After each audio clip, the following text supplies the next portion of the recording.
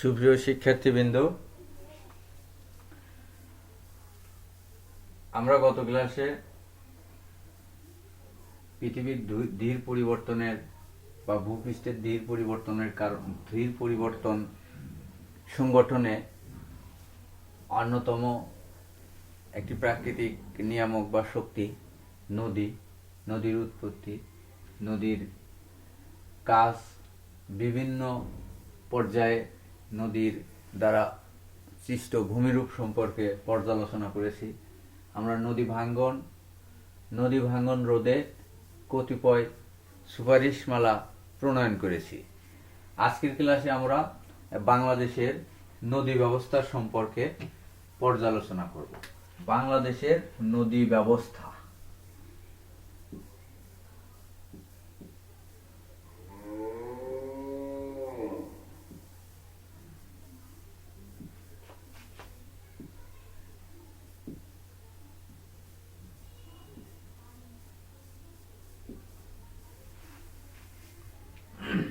River system of Bangladesh. Bangladesh নদীমাতৃক দেশ। এ দেশের বুক চিরে অসংখ্য নদ নদী প্রবাহিত হয়েছে এবং এই সংখ্যাটি 2 শতাধিক। দেশের উত্তর পশ্চিম উত্তর পূর্ব দিক হতে মূলত নদীগুলো প্রবাহিত হয়ে দক্ষিণে বঙ্গোপসাগরে মিলিত হয়েছে। মূলত বাংলাদেশের মূল ভূখণ্ডটি উত্তর থেকে দক্ষিণে ক্রমশ ঢালু হওয়ার কারণেই এরূপ হয়েছে। এবারে আসা যাক নদী ব্যবস্থাপনা। একটি নদী চলার পথে কখনো কখনো ছোট ছোট নদী বা স্রোতধারা এসে মিলিত হয়।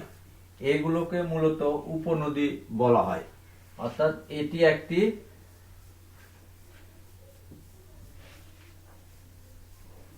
বৃহৎ নদী।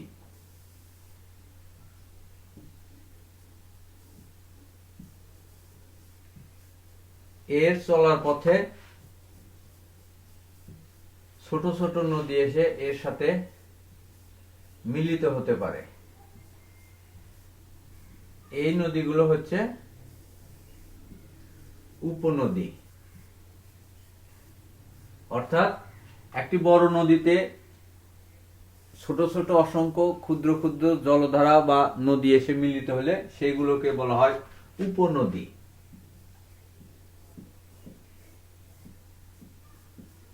আবার বৃহৎ একটি নদী থেকে ক্ষুদ্র ক্ষুদ্র নদীর উৎপত্তি লাভ হতে পারে। এগুলো অনেক সময় সাগরে পতিত হয়। এগুলোকে বলা হয় শাখা নদী। তাহলে উপনদী হচ্ছে প্রধান একটি নদীতে যখন ক্ষুদ্র ক্ষুদ্র নদী এসে মিলিত হয় তখন সেটাকে উপনদী বলা হয়। আবার প্রধান বা বড় একটি নদী থেকে যখন কোনো ছোট ছোট নদীর উৎপত্তি হয় এবং এই ছোট ছোট নদীগুলো সাগরে বা কোনো নদীতে মিলিত হয় তখন তাহলে তাকে শাখা নদী বলা হয়। তাহলে শাখা নদী এই সম্পর্কে আমরা জানলাম। আচ্ছা, একটি নদী এর শাখা এবং উপনদী একত্রে একটি নদী প্রণালী বা নদী ব্যবস্থা গঠন করে। তাহলে বোঝাই যাচ্ছে যে একটি বৃহৎ নদী এবং তার অসংখ্য শাখা নদী এবং উপনদী মিলে যে ব্যবস্থা নদী প্রণালী বা রিভার সিস্টেম গড়ে তোলে এটাই হচ্ছে নদী ব্যবস্থা। আচ্ছা,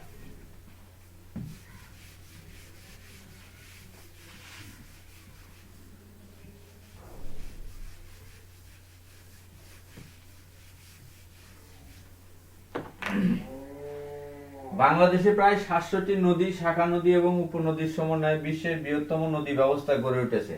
বাংলাদেশের নদ নদীর মোট দৈর্ঘ্য 24,144 কিলোমিটার। নদী ব্যবস্থাপনার দৃষ্টিকোণ থেকে বাংলাদেশের নদীমালাকে প্রধানত 4টি নদী ব্যবস্থা বা প্রণালীতে বিভক্ত করা যেতে পারে। 1 নম্বর হচ্ছে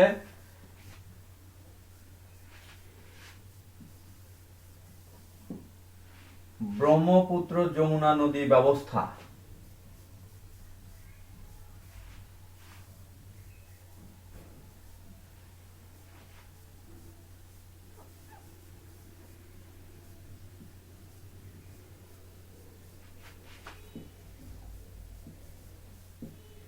যমুনা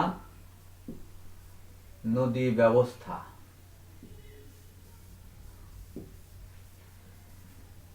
2 নাম্বার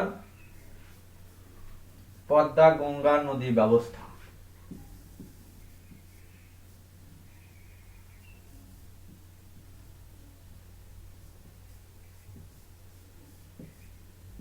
নদী ব্যবস্থা। 3 নম্বর সুরমা মেঘনা নদী ব্যবস্থা।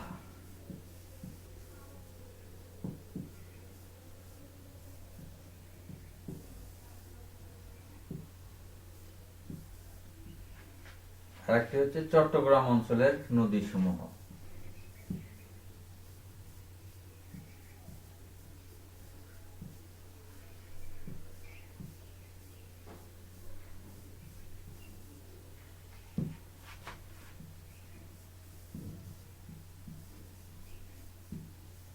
বাংলাদেশের নদী ব্যবস্থাকে মূলত এই 4টি প্রধান নদী ব্যবস্থায় ভাগ করা হয়েছে। একটি ব্রহ্মপুত্র যমুনা নদী ব্যবস্থা, পদ্মা গঙ্গা যমুনা নদী ব্যবস্থা, সুরমা মেঘনা নদী ব্যবস্থা, চট্টগ্রাম অঞ্চলের নদী সমূহ। আচ্ছা, এবারে আসা যাক বিস্তারিত আলোচনায়। ব্রহ্মপুত্র যমুনা নদী ব্যবস্থা। এই নদী ব্যবস্থা প্রায় 280 কিলোমিটার দীর্ঘ এবং বাংলাদেশের উত্তর অংশ থেকে গঙ্গার সঙ্গে মিলিত হওয়া পর্যন্ত বিস্তৃত। বাংলাদেশের বাইরে এই নদী ব্যবস্থা প্রায় 5,83,000 বর্গ কিলোমিটারের একটি নিষ্কাশন অঞ্চল সহ 2,850 কিলোমিটার সুদীর্ঘ পথ অতিক্রম করে এসেছে। ব্রহ্মপুত্র নদী তিব্বতের মানস সরোবর থেকে সাংপো নামে উৎপন্ন হয়ে ভারতের অরুণাচল প্রদেশের মধ্য দিয়ে ব্রহ্মপুত্র নামে প্রবাহিত হয়েছে। প্রবাহ পথে 5টি প্রধান উপনদী থেকে ব্রহ্মপুত্র পানি সংগ্রহ করেছে, যার মধ্যে আসামের দিগং এবং লোহিত,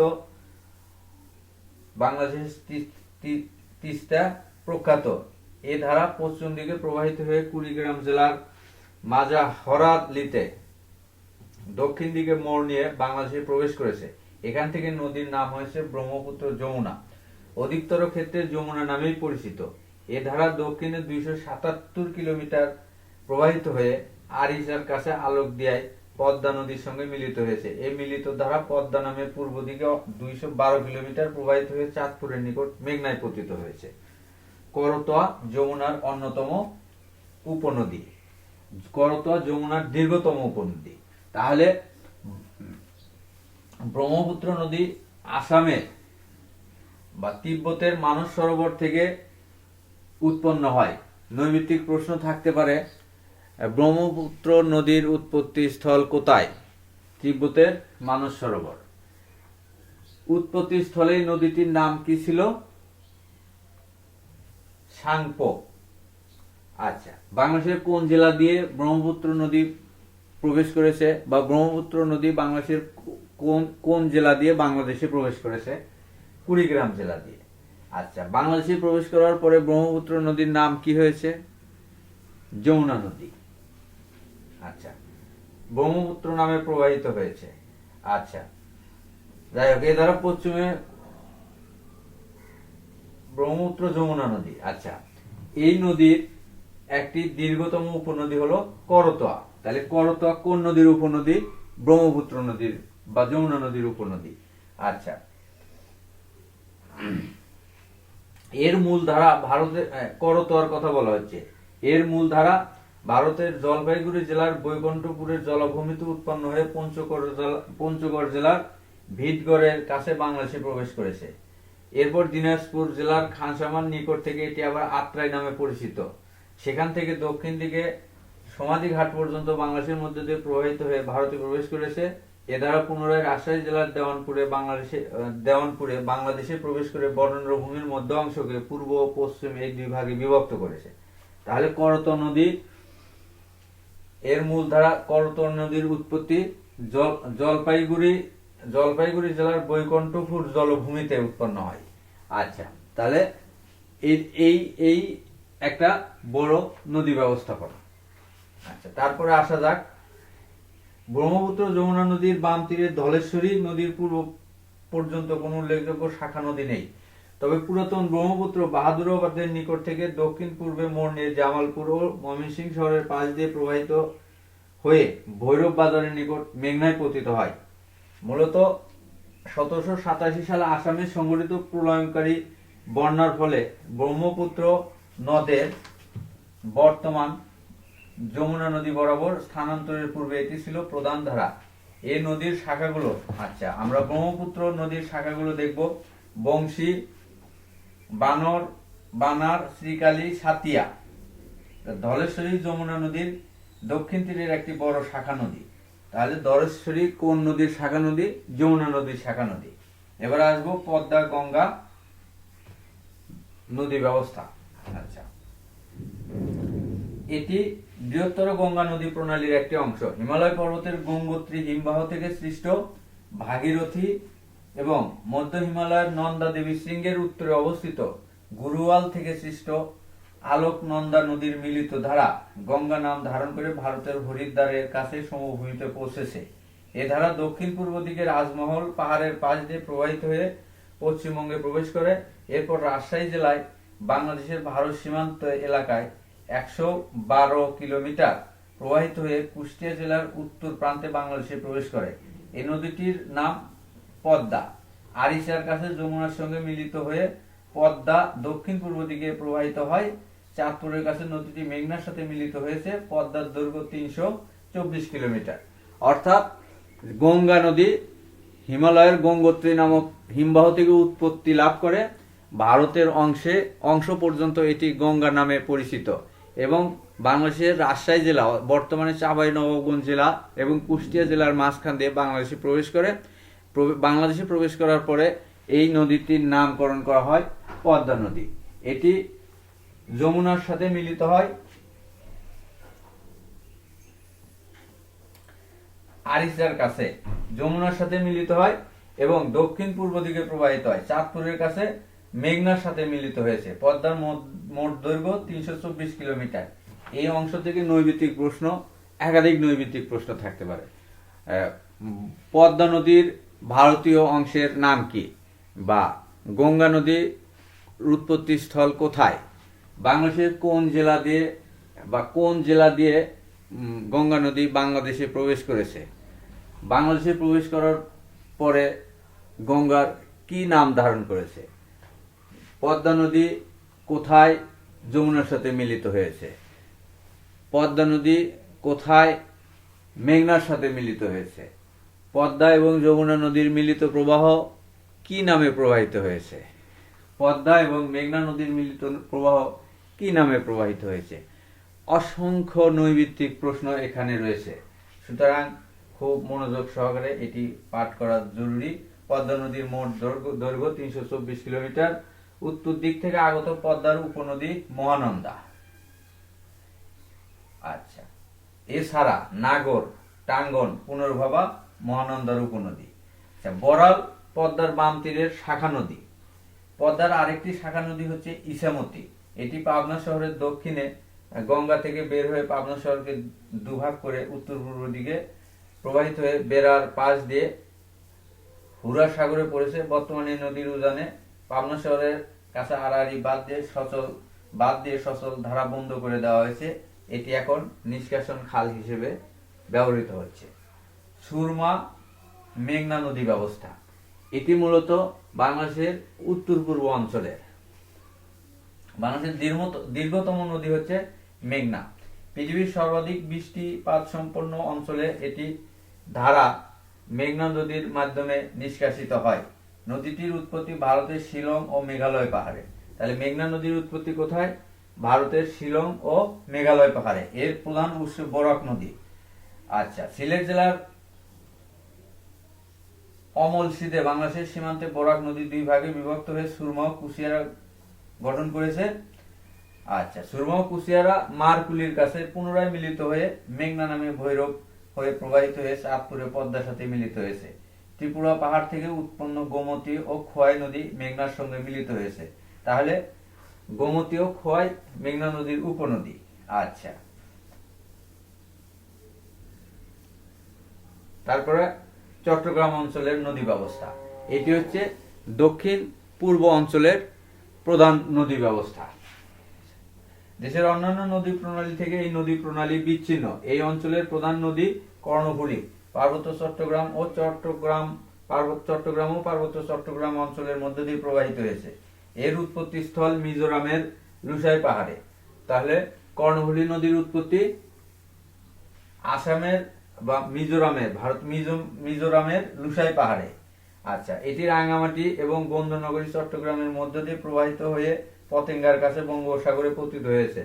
চট্টগ্রাম বন্দর কর্ণফুলী নদীর তীরে অবস্থিত। প্রশ্ন থাকতে পারে কোন নদীর তীরে চট্টগ্রাম বন্দর অবস্থিত? কাপ্তাই। এই নদীর কাপ্তাই নামক স্থানে বাঁধ নির্মাণ করে দেশের একমাত্র জলবিদ্যুৎ কেন্দ্র গড়ে তোলা হয়েছে। বাংলাদেশের কোন নদীর উপর বাঁধ দিয়ে জলবিদ্যুৎ কেন্দ্র তৈরি করা হয়েছে? কর্ণফুলী নদীর উপর। কোথায়? কাপ্তাই। এগুলো খুঁটিনাটি সবকিছুই মনে রাখতে হবে। আচ্ছা, এই অঞ্চলের অন্যান্য গুরুত্বপূর্ণ নদীগুলো হলো ফেনী, মুহুরী, সাঙ্গু, মাতামুহুরী, বাঁকখালী এবং নাফ। নাফ বাংলাদেশ এবং মায়ানমারের মধ্যে সীমানা বা বিভক্তকারী নদী হিসেবে চিহ্নিত হয়েছে। অর্থাৎ নাফ নদী দ্বারা মিয়ানমার এবং বাংলাদেশের মধ্যে সীমানা নির্ধারণ করা হয়। এটিও নৈমিত্তিক আকারে পরীক্ষায় থাকে। আচ্ছা, এই চারটি বৃহৎ নদী প্রবাহের প্রণালীর মাধ্যমে প্রায় 15 লক্ষ বর্গ কিলোমিটার অঞ্চলের পানি নিষ্কাশিত হচ্ছে। বর্ষা মৌসুমে নদীগুলো তাদের সর্বোচ্চ পরিমাণে প্রবাহিত হয় এবং মোট প্রবাহ মাত্রা দাঁড়ায় 1,40,000 কিউসেক এবং শুষ্ক মৌসুমে প্রায় 7,000 কিউসেক হ্রাস পায় শুষ্ক মৌসুমে। অর্থাৎ শুষ্ক মৌসুমে প্রবাহিত হয় 1,33,000 কিউসেক। এই হচ্ছে বাংলাদেশের মোটামুটি নদী ব্যবস্থাপনা। অর্থাৎ যমুনা, ব্রহ্মপুত্র, যমুনা, গঙ্গা, পদ্মা, তারপরে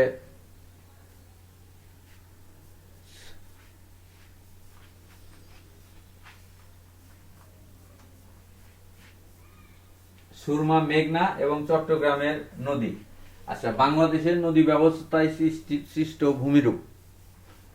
আমরা আগের ক্লাসেই নদী কার্যক্রমের ফলে সৃষ্ট ভূমিরূপ সম্পর্কে আলোচনা করেছি। বাংলাদেশের নদী ব্যবস্থায় সৃষ্ট ভূমিরূপগুলো প্রায় একই। এর মধ্যে ক্ষয়জাত ভূমির মধ্যে রয়েছে নদী সোপান, জলপ্রপাত, নদী ছেদন। সঞ্চয়জাত ভূমির মধ্যে রয়েছে পাদদেশীয় পলল সমভূমি, প্লাবন সমভূমি, নদীর বাঁক, অশ্বপ্রাকৃতিক হ্রদ, এগুলোই। এবার আসা যাক নদী শাসন। নদী শাসন কি? আচ্ছা, নদীর উপর মানুষ তার প্রয়োজনে বিভিন্ন স্থাপনা নির্মাণ করে। এভাবে নদীর উপর বাঁধ বা সেতু নির্মাণ করে অন্য কোনো প্রয়োজনীয় নদী প্রবাহ বাধা সৃষ্টি করা হলে একে নদী শাসন বলা হয়। বাংলাদেশের নদী শাসন বলতে যেসব বাঁধ দেখা যায় তার মধ্যে উল্লেখযোগ্য হচ্ছে তিস্তা বাঁধ। এই বাঁধ কৃষিকাজের সুফলের জন্য তৈরি করা হলেও এর প্রবাহ নিয়ন্ত্রণ করার কারণে নদীর স্বাভাবিক বৈশিষ্ট্য বিঘ্নিত হচ্ছে। গঙ্গার উপর ভারত ফারাক্কা বাঁধ নির্মাণ করে যে নদী শাসন করছে তাতে বাংলাদেশের উপর বিরূপ প্রভাব পড়ছে। বর্ষাকালে বাংলাদেশে পানির প্রয়োজন না হলেও ভারত থেকে নদী শাসিত এই ফারাক্কা বাঁধ বন্যার সৃষ্টি করে। নদী শাসনের লক্ষ্য নদীর তলদেশ এবং তীরকে ক্ষয় ও ভাঙন থেকে রক্ষা করা। নদী শাসনের মূল লক্ষ্যই হচ্ছে নদীর শাসন করে নদীর তলদেশ এবং তীরকে সংরক্ষণ করা এবং ভাঙন রোধ করা, যাতে মানুষের বসতবাড়ি এবং আবাদি ভূমি নদীতে বিলীন না হয়। তারপরে রয়েছে নদী প্রবাহকে নির্দিষ্ট খাতে ও দিকে রাখা। নদীর প্রবাহকে একটি নির্দিষ্ট খাতের ভিতরে আবদ্ধ রাখাই হচ্ছে নদী শাসনের অন্যতম লক্ষ্য, যেন নদী তার গতিপথ পরিবর্তন করে কৃষিভূমি বা বসতবাড়ি নদীগর্ভে ধ্বংস না করতে পারে। এ লক্ষ্যে নদী শাসন করা হয়ে থাকে। আশেপাশের ভূমি বা জমিকে বন্যামুক্ত রাখা। নদী শাসনের মাধ্যমে বাংলাদেশের আবাদি জমিগুলোকে রক্ষা করা, বন্যা হতে রক্ষা করা, যাতে পর্যাপ্ত পরিমাণে ফসল উৎপাদন সম্ভব হয়। হাইড্রোলিক কাঠামো ঠিক রাখা, নদীর পানির গতি, পরিমাণ ইত্যাদি ঠিক রাখা। নদী শাসনের কাজে যেসব ধরন সাধারণত লক্ষ্য করা যায় এর মধ্যে রয়েছে বাঁধ তৈরি করা, নদীর তীর রক্ষা, গ্রোয়েন নির্মাণ, নদী খনন, তলদেশ রক্ষা করা। অর্থাৎ বাঁধ নির্মাণের দ্বারা নদী শাসন করা যায়। নদীর তলদেশ ভরাট হলে সেখানে ড্রেজারের মাধ্যমে খনন করে নদী শাসন করা যায়। নদীর তলদেশ রক্ষা করা, গ্রোয়েন নির্মাণ, তীর রক্ষা করা, এগুলোই হচ্ছে নদী শাসন ব্যবস্থার অংশ। এ পর্যায়ে আমাদের 3 নম্বর অধ্যায়ের আলোচনার সমাপ্তি হচ্ছে। এই অধ্যায়টি অত্যন্ত গুরুত্বপূর্ণ একটি অধ্যায়, চ্যাপ্টার 3। এখান থেকে একাধিক সৃজনশীল প্রশ্ন পরীক্ষায় আসতে পারে।